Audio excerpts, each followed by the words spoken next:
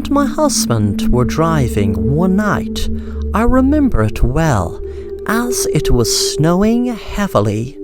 We were driving through the snow, and it seemed to be getting heavier and heavier. I remember my husband saying, "Hey sweetie, this snow is getting heavier and heavier." With that suddenly there was a screech, and the car skidded on black ice. The car toppled over, but luckily we both survived. We didn't even have to be hospitalized. A week later I was looking through getaway breaks, and I thought it a good idea to me and my husband leave our town for a week and go to stay in a cabin in the woods out in Utah. We drove there in a new car that my husband bought because he needed a car to drive to work 2 miles from where we live. We were driving out to the woods for what seemed like days, but in reality was only hours. When we got there, we were in awe of how beautiful the cabin looked, with the trees surrounding it. It was just a beautiful sight.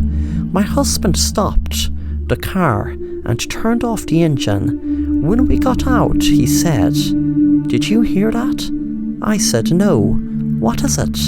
He smiled and he said, "Absolutely beautiful silence." That night we had decided to go for a walk in the woods. My husband heard it first.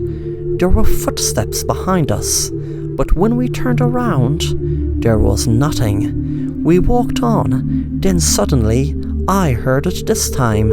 When we turned around, there was a person dressed in black, wearing a hoodie. I screamed, and my husband said, "What the hell are you following us for?" There was a man's voice. "Let's play a game called The Hunt. It's kind of like a game of hide and seek on steroids, or maybe hide and seek on acid. I will give you a head start of 10 seconds to get the hell out of here, and after that I'm coming after ye with my gun, and I'm going to shoot ye both dead."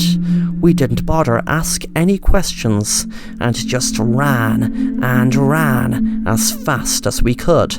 As we were running down the road, I was counting down the seconds, and exactly when I reached 10, I heard running behind us. Suddenly there was a shot, and I fell to the ground in pain. Then the man shouted, "This is no fun. Ye can at least make it a little hard for me. I'll tell ye what, I will give the bitch 60 seconds to recover and to get the hell out of here, and after that I'm coming to hunt ye down and shoot ye dead." My husband shouted at him, "Get away, you crazy bastard!" The man shouted back, "Is it a wise idea to really waste time like that?" I eventually got up and put my arm around my husband, and after a minute we were just down the road a little bit when my husband screamed as a bullet hit him right in the back of his leg. He buckled down in the ground in pain. The bullet had hit the back of his kneecap. I was screaming as the man walked right up to my husband. Then the man put the gun right to my head and said to my husband, "Would you like me to kill your wife?" Blood was pouring from my shoulder where I was shot.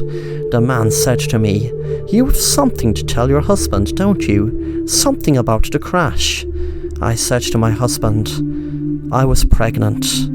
Then the man said, "Okay, tell him the real story." Then I turned to my husband and said, "Those bullets that were shot at us, well, I got shot by a red paint bullet, and you got shot with a real bullet. That's why I didn't feel pain getting shot, even though of course you thought I did. But you felt the pain. But that pain you're feeling isn't half as bad as when I lost my baby in the car you crashed." The man pointed the gun at my husband and said, "My baby you killed." And he shot my husband in his head.